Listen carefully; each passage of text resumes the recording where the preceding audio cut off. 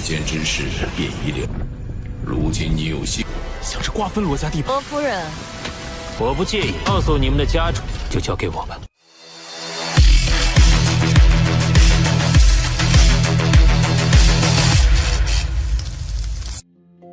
Halo semuanya, selamat datang di Ruang Sinema. Bagaimana kabar kalian semua? Semoga selalu sehat dan baik-baik saja.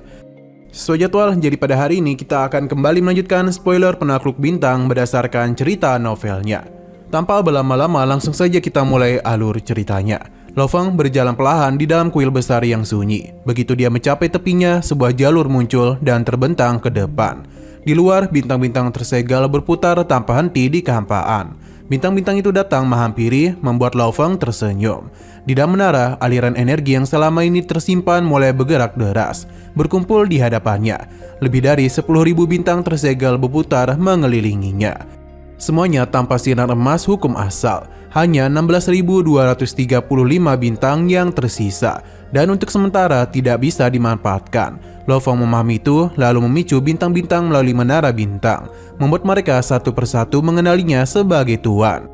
Gurunya pernah berkata bahwa dia hanya mampu memicu 10 bintang sekaligus, jadi Lo Feng memilih 100 bintang pertama untuk digunakan. Di luar angkasa, 100 bintang tersegel tampak seperti mutiara kaca yang berputar di sekelilingnya. Dengan gerakan tangannya, sebuah peta bintang terbentuk dan semua mutiara itu membentang di dalamnya. Tanda-tanda bintang muncul di seluruh peta, saling terhubung hingga membentuk hubungan istimewa. Dari situlah lahir sebuah peta bintang yang luar biasa. 6 dari 100 bintang itu mulai bersinar keemasan, memancarkan kekuatan dari hukum asal. Cakar langit yang merobek terbentuk di atas peta. Ukiran hukum yang rumit terpahat di permukaan dan 6 bintang tersebut menjadi inti kekuatan teknik itu. Dengan pikirannya, Lo Feng mengangkat 6 mutiara hitam yang berkilau dan hukum alam semesta, lalu mengarahkannya ke depan. Dalam sekejap, 6 bintang itu membentuk cakar raksasa yang menembus ruang, membuka kekuatan yang begitu dahsyat hingga seolah merobek langit itu sendiri. Setelah serangan itu, bintang-bintang kembali ke dalam peta bintang. Lo Feng merasa senang. Peta bintang ini jelas merupakan harta karun bagi seorang pembaca roh. Biasanya pembaca roh membutuhkan bahan langka untuk menyiapkan teknik mereka. Namun peta itu berbeda. Ia bisa mengganti teknik kapanpun, hanya dengan menambah jumlah bintang tersegel sesuai tingkat teknik yang diinginkan. Setiap bintang tersegel sendiri sudah merupakan harta luar biasa. Bahkan tanpa teknik itu pun serangannya bisa menghancurkan bintang atau katai putih dengan mudah. Berbeda dengan sayap Sanwu yang kekuatannya terlalu besar untuk dikendalikan sepenuhnya. Peta bintang ini cocok dengan kemampuan Lo Feng sekarang. Ia bisa menggunakan jiwa jenderal untuk memicu kekuatan yang luar biasa, menyesuaikan teknik sesuai kebutuhannya. Ia memberi nama pada peta bintang itu dengan penuh kebanggaan, diagram bintang. Kemudian Lo Feng mulai menyerap jiwa jenderal. Setetes air melayang ke dahinya dan menyatu dengan lembut. Dalam sekejap kekuatannya pun terserap ke inti jiwanya. Energi rohnya meningkat drastis 10.000 kali lipat dibandingkan tuan sektor biasa, setara dengan kekuatan seorang kaisar rendah. Ia merasakan tubuh dan jiwanya menjadi satu kesatuan yang kuat. Menara mutiara di dalam dirinya menyatu sempurna, menitiskan landasan jiwa yang kokoh dan tak tergoyahkan. Dan sayap Sanwu di punggungnya, menara mutiara di dalam tubuh baju besi umum, serta diagram bintang untuk menyerang. Lo Feng kini benar-benar memiliki kekuatan yang menakutkan. Selama 6.000 tahun warisan hidup dan mati, ia telah mempelajari jalur Dewa Binatang hingga tingkat ke-20. Kehadiran Dewa Binatangnya meningkat pesat. Meskipun bentuk Nansen dan hukum ruangnya berkembang lebih lambat, namun semua itu membuatnya semakin tangguh. Tubuh Mosa kini mampu berteleportasi, memberinya cara melarikan diri paling cepat di tengah pertempuran. 6.000 tahun latihan membuat Lo Feng menjadi sosok yang berbeda. Semua metode bertarung kini ada dalam genggamannya. Bahkan melawan makhluk sekuat 7 pedang atau level sekalipun, dia tidak akan gemetar. Setelah semua pencapaiannya, pikirannya beralih lembut pada keluarga. Selama warisan panjang dan keras itu, satu-satunya alasan dia bertahan hanyalah keinginannya untuk melihat keluarganya. Dan kini setelah semuanya selesai, inilah saatnya dia pulang menemui mereka. Setelah itu di alam semesta maya, di dalam pila, Lo Feng di wilayah primitif. Lo Feng baru saja tersambung dan langsung sadar kalau ada tumpukan surat menunggunya. Dia mengerap dan menepuk udara dan halaman-halaman itu muncul satu persatu, sampai layaknya tumpukan buku. Lo Feng juga sempat kaget setelah melihat siapa yang menghubunginya, yakni adalah sang pemimpin kota Primal Chaos sebanyak 2 kali, Truyan 9 kali, Bolan sekali, Rongjun 2 kali, Gao Sheng sekali, lalu keluarganya sendiri, Lo Fing 18 kali, Lo Hai 21 kali, Lo Hua 3 kali, ayahnya 3 kali, ibunya 83 kali. Lalu satu nama yang membuat Lo Feng sangat terkejut yakni adalah istrinya. Xu Xin sudah mengotaknya sebanyak 38.000 kali. Surat dari pemimpin kota Primal Chaos singkat saja, yakni memintanya untuk bertemu. Pesan dari Truyan memberitahu kalau dia selamat, jangan buru-buru, urus keluarga dulu baru ketemu dengannya. Bolan memberitahu kalau dia dan teman-temannya baru menjadi penguasa sektor. Sementara Gao Shen yang dulu dia temui di naga bintang bertanduk hitam mengirim kabar penuh gembira soal dirinya yang jadi lebih kuat. Tapi surat itu dikirim lebih dari 2000 tahun lalu dan Lo Feng belum sempat membalas. Sedangkan keluarganya merisikan surat yang penuh cemas. Pesan dari Xu Xin berisikan catatan seluruh kegiatannya selama ini agar Lo Feng bisa tahu. Lo Feng pun baru sadar kalau waktu warisan hidup atau mati dimulai, dia sempat meninggalkan surat yang akan dikirim selama 6000 tahun kalau bahaya datang.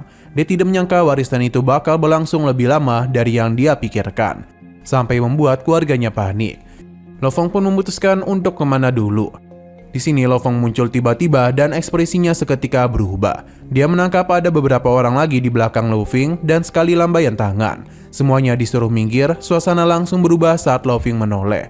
Sosok pilar keluarga pun berdiri di sana. Wajahnya penuh lega sampai dia langsung memeluk Lo Feng. Semua kekhawatiran yang mereka pikirkan selama ratusan tahun lenyap dalam sekejap. Lo Feng pun menanyakan di mana Xu Xin, dan terdengar kalau Xu Xin lagi bernegosiasi dengan keluarga Luoxi dari negara alam semesta kabut emas. Ternyata masalah panjang terjadi karena beberapa murid elit keluarga Luo tumbuh terlalu cepat, sampai menimbulkan gesekan keluarga Luoxi yang super kuat dan dipimpin oleh Kaisar Jianta. Ia menolak memberikan jalan dan ada rumor yang menyebar juga tentang Lo Feng yang katanya telah jatuh. Hidupnya menghilang selama 6000 tahun bikin semuanya menjadi curiga. Lo Feng tahu ini dipakai kesempatan yang sama yang lainnya untuk menekan keluarga mereka. Dia pun datang ke ruang negosiasi dan langsung meredam semuanya. Suasana tegang pun berubah. Pihak Lo Feng angkat kaki di sana. Di aula, Xu Xin berdiri gemetar. Lo Feng memegang tangannya dan mencoba untuk menenangkannya. Dia sangatlah sedih setelah membaca puluhan ribu surat dari Xu Xin. Sadar dia berutang banyak pada istri dan keluarganya. Tapi bagi Xu Xin yang penting sekarang dia itu kembali. Mereka pun berpelukan, merasakan hangatan dan keheningan yang damai menutup sejenak semua perjuangan. Dalam keheningan yang dalam, Lo Feng memeluk istrinya dan erat. Mereka tidaklah perlu berbicara, jiwa mereka sudah saling terhubung, saling merasakan isi hati satu sama lain. Dari pelukan itu, Lo Feng bisa merasakan kerinduan dan cinta Xu Xin yang begitu tulus. Sementara Xu Xin bisa merasakan penyesalan dan rasa sakit yang selama ini dipendam oleh Lo Feng. Mereka pun hanya menikmati kehangatan satu sama lain. Setelah beberapa hari, Xu Xin menatap suaminya dengan lembut. Ia meminta Lo Feng untuk tidak lagi membuat mereka cemas. Ia tahu jalan yang ditempuh oleh Lo Feng sangatlah bahaya, tapi dia memintanya untuk berusaha sekuat mungkin agar tidak masuk ke daerah berbahaya. Lo Feng mengangguk pelan, tangannya membelai rambut istrinya. Ia lalu bertanya tentang Kaisar Jianta dari keluarga Luoxi. Xu Xin langsung mengerutkan kening dan menceritakan bahwa setelah rumor tentang Lo Feng menyebar, keluarga Luoxi yang awalnya sopan berubah sikap dan mulai menindas keluarga mereka. Xu Xin menjelaskan sejak Lo Feng menjadi murid dari pemimpin kota Primal Chaos, kekuatan keluarga mereka berkembang pesat. Mereka berbisnis dengan banyak pihak, para abadi, penjabat tinggi, bahkan para kaisar. Karena itu hampir tidak ada yang berani menindas keluarga Luo. Lo Feng pun paham, menyadari kebenaran perkataan istrinya. Di alam semesta, posisi dan kekuatan seseorang menentukan bagaimana orang lain memperlakukannya. Ia ingat dulu ketika masih lemah dan kecil, bertemu Kaisar Yanju, membuatnya merasa begitu rendah. Sekarang ia yang menjadi orang kuat memahami bagaimana siklus itu berjalan. Xu Xin lalu menambahkan rumor tentang kematian Lo Feng di Gunung Yuxiang, membuat Kaisar Jianta mulai meragukan apakah Lo Feng itu telah mati. Saat ia tak bisa menghubungi Lo Feng, sikapnya pun berubah dan mulai berani melangkahi keluarga Luo. Padahal bahkan keluarga kerajaan Ganu sekalipun selalu memperlakukan keluarga Luo dengan hormat. Lo Feng memahami semuanya dan ia tahu Jianta sengaja menekan keluarga mereka untuk memancing diri yang muncul. Itu adalah ujian untuk melihat apakah Lo Feng masih hidup. Xu Xin memperingatkan agar berhati-hati. Ia merasa ada campur tangan ras lain dalam kejadian itu. sebab pergerakannya terlalu rapi untuk sekedar konflik keluarga. Ia tahu tanpa manfaat besar tak ada yang berani melakukan seperti itu. Tapi di wilayah manusia ia tidak perlu khawatir. Ia lalu memberitahu istrinya bahwa pemimpin kota Primal Chaos sedang mencarinya. Ia akan pergi menemuinya dan berjanji akan kembali malam nanti untuk makan malam reuni bersama keluarga. Di puncak tertinggi Pulau Guntur, istana besar diselimuti oleh energi kekacauan utama, tempat di mana pemimpin kota. Lo Fong muncul di gerbang itu dan berhenti memberikan salam hormat. Dari balik energi kekacauan, pemimpin kota menyambutnya dengan senyum lega, mengatakan bahwa dia bersyukur muridnya masih hidup setelah 6.000 tahun penderitaan. Tatapannya kemudian berubah tajam, menembus kesadaran Lo Fong. Ia pun terkejut menemukan bahwa kesadaran muridnya telah tumbuh sangat kuat, bahkan telah diakui oleh hukum ruang angkasa tertinggi, tanda dari kemampuan teleportasi. Pemimpin kota kemudian menanyakan tingkat pemahaman hukum Lo Fong. Ia pun menjawab bahwa dia berada di tingkat 20 jembatan surgawi. Pemimpin kota kagum dengan kemajuan besar itu, menyamakannya dengan para jenius hebat seperti Kedi dan Si Huo. Ia lalu menasihati Lo Fong agar sesekali menunjukkan kekuatannya, supaya dunia tidak memandang rendahnya. Ia menyarankan Lo Fong untuk mencoba melewati gunung langit wilayah primitif, tempat yang hanya bisa ditaklukkan oleh jenius sejati. Jika berhasil, nama Lo Fong akan kembali menggema dan tak ada yang berani meremehkan keluarganya lagi. Pemimpin kota juga menyinggung identitas rahasia Lo Fong sebagai Kaisar Sungai Pedang dan memperingatkannya agar tetap memisahkan identitas itu dengan dirinya. Ia mengungkapkan bahwa telah menyiapkan identitas lengkap dan bersih untuknya, bahkan akan mengatur agar Lo Fong bisa bergabung ke aliansi Hong dengan 2 identitas berbeda. Lo Fong berterima kasih dengan tulus saat ditanya bagaimana ia bisa menggunakan baju besi Yansen dan mengalahkan seorang kaisar dengan mudah. Lo Fong menjelaskan bahwa dia mengandalkan baju besi, sahib Sanwu, dan racun Peimo. Ia juga mengaku telah menjadi prajurit hitam setelah menyerap 10 kristal sungai darah di benua Yanji. Mendengar itu, mata pemimpin kota langsung berbinar.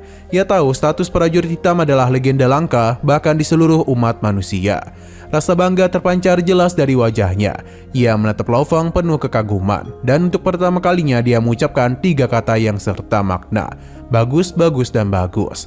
Sejak saat itulah hubungan antara guru dan murid itu semakin erat, diwarnai rasa hormat dan keyakinan yang sama bahwa Lo Fong adalah harapan besar umat manusia.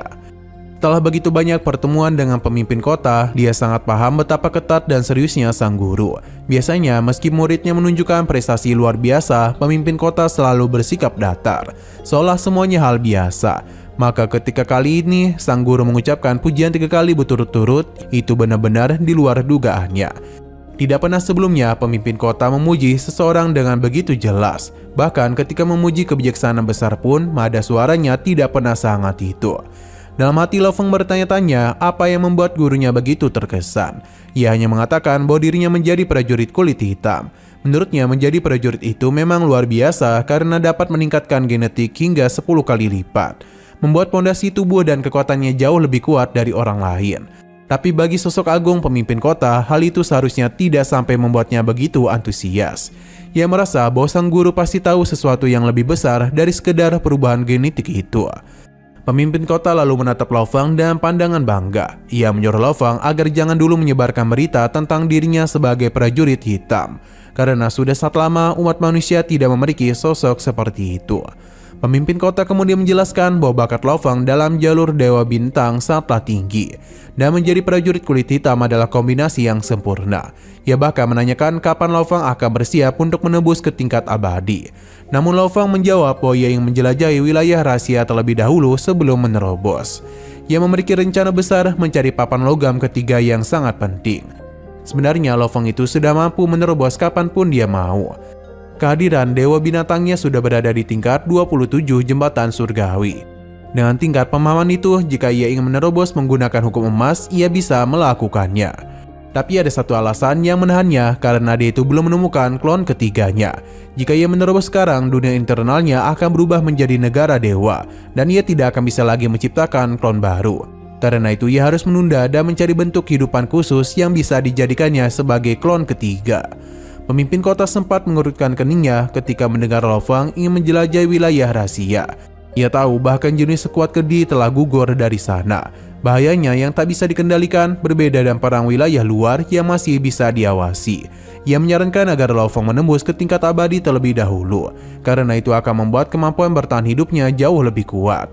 Tapi Lo Fong tetap bersikeras karena tujuan utamanya adalah menemukan bentuk kehidupan khusus tingkat penguasa sektor yang bisa dijadikannya bahan klon. Mereka lalu membahas bentuk kehidupan istimewa itu.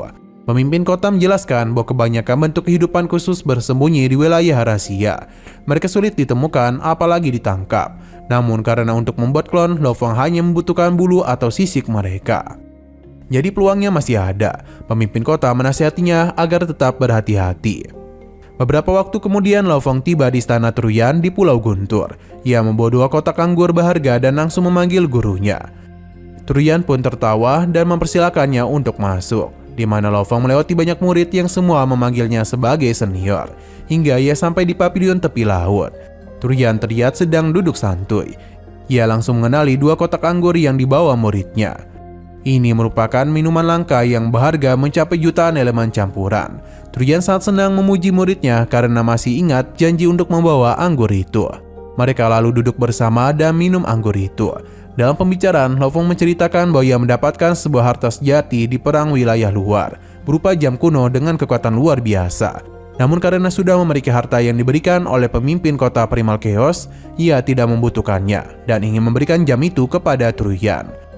Truyan pun tertawa puas, menolak dengan halus sambil berkata bahwa ia juga memiliki banyak harta sejati sendiri. Ia senang bukan karena hadiah itu, tapi karena muridnya begitu menghormati dirinya.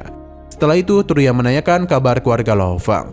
Lo Fong menjelaskan bahwa keluarganya sempat dibuat susah oleh Kaisar Jianta dari keluarga Luosi. Truyan agak kaget karena dia tidak percaya ada yang berani menyentuh keluarga muridnya. Ia menyebut bahwa bahkan gurunya Jianta, Kaisar Kabut Emas pun tidak akan berani menyinggung Lo Fong.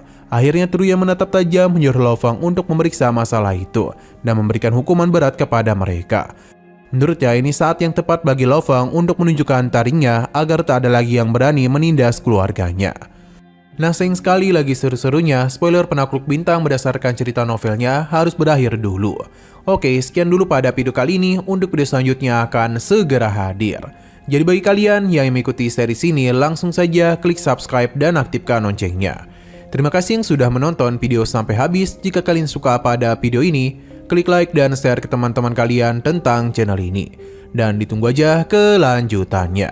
Oke, sampai jumpa di video selanjutnya.